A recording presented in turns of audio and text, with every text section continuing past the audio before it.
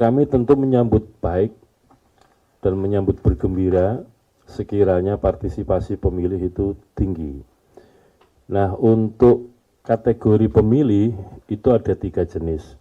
Yang pertama adalah pemilih yang terdaftar di DPT, daftar pemilih tetap, yang sudah ditetapkan pada tanggal 20 dan 21 Juni 2023 oleh KPU Kabupaten Kota. Yang kedua adalah DPTB. DPTB ini singkatan dari daftar pemilih tambahan. Maksudnya untuk mendaftar pemilih yang sudah terdaftar di DPT asal, alamat asalnya, karena pemilih didaftar di DPT itu kan berdasarkan alamat sebagaimana KTP. Tapi dia tidak bisa milih di situ, milih di TPS lain karena ada macam-macam alasan atau macam-macam situasi. Itu yang didaftar di DPTB. Jadi DPTB ini pada dasarnya mendaftar pemilih yang pindah milih. DPTB adanya di mana? Di TPS tujuan. Yang ketiga adalah daftar pemilih khusus atau DPK. DPK ini adalah daftar pemilih yang digunakan untuk mendaftar pemilih warga negara Indonesia yang telah memenuhi syarat, tapi sama sekali belum terdaftar di DPT. Sekali lagi, DPK atau daftar pemilih khusus, itu daftar pemilih untuk mendata, mencatat, mendaftar warga negara Indonesia yang memenuhi syarat sebagai pemilih, tapi belum masuk atau belum didaftar dalam DPT.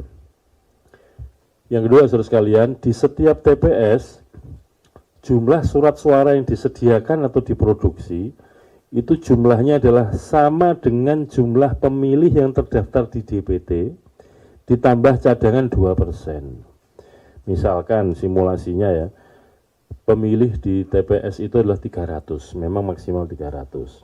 Kalau yang terdaftar di DPT 300, maka surat suara yang disediakan adalah 300, ditambah 2% cadangan dari 300 itu. Berarti berapa lembar? 6 lembar. Jadi surat suara di TPS itu adalah jumlahnya 306 lembar. Nah, penggunaan surat suara itu tentu saja yang diprioritaskan adalah pemilih yang DPT. Mengapa? Karena surat suara kan diproduksi berdasarkan jumlah DPT. Sehingga kemudian kalau ada pemilih yang statusnya pemilih pindahan dari TPS lain ke TPS tujuan, maka kemudian akan dilayani sepanjang surat suara masih tersedia di TPS itu.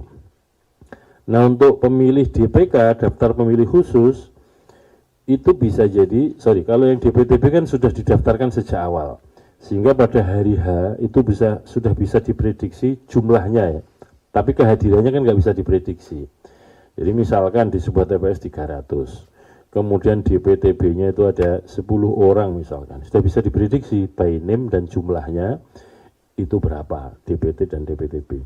Tapi kalau DPK itu tidak bisa diprediksi karena apa? Bisa jadi pada hari H pemilih yang belum terdaftar sama sekali itu hadir di TPS. Nah, untuk memastikan kami sudah membuat BINTEK, bimbingan teknis kepada KPU Provinsi dan KPU Kabupaten Kota, dan itu sudah diteruskan kepada KPPS dalam BINTEK KPPS. Kami sampaikan bahwa begini, untuk memastikan seseorang itu sudah ada di DPT atau belum, atau sebelum memberikan status seseorang itu masuk DPK atau tidak, maka adalah melalui cek dptonline.kpu.go.id. Itu yang cakupannya seluruh Indonesia, termasuk yang luar negeri. Kalau nama tersebut sudah ada di DPT, ya, misalkan ada orang dari, katakanlah ya, Kota Semarang, lalu kemudian pada hari H dia ada di Jakarta Pusat dan tidak akan pulang untuk memilih. Maka dia kalau memang berniat untuk memilih di Jakarta Pusat, yang bersangkutan harus ngurus pindah milih. Dan ngurus pindah milih sekarang lebih mudah daripada pemilu-pemilu sebelumnya. Bisa diurus di, katakanlah, kantor KPU Jakarta Pusat. Begitu ya Mbak Betty ya. Dan kemudian dimasukkan ke DPTB. Nah, pertanyaannya, ada batas waktunya enggak? Ada. Jadi menurut Undang-Undang Pemilu, batas waktunya adalah harus diurus 30 hari sebelum hari pemungutan suara. Dan kemudian juga ada putusan MK bahwa bisa diperpanjang lagi, yaitu H-7 sebelum hari pemungutan suara. Kalau pemungutan suara tanggal 14 Februari 2024, maka batas mengurus pindah milih adalah tanggal 7 Februari 2024. Pertanyaan berikutnya, kalau ada orang tadi ya datang ke TPS, di TPS Menteng misalkan Jakarta Pusat, dia sebelum memilih dicek DPT online dulu, ternyata terdaftarnya di Kota Semarang. Sementara dia nggak pernah ngurus pindah milih di Menteng. Apakah masih bisa dilayani? Karena batas waktu mengurusnya sudah lewat.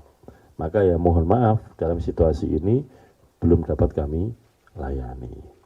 Yang kedua, setelah dicek di DPT online, ternyata misalkan ada pemilih datang di TPS Menteng, lalu kemudian dicek DPT online, yang bersangkutan namanya tidak ada sama sekali di DPT.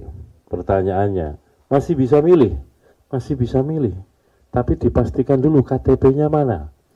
Setelah dicek ternyata KTP-nya Kota Semarang, mohon maaf, tidak bisa memilih di Menteng. Bisanya memilih di mana?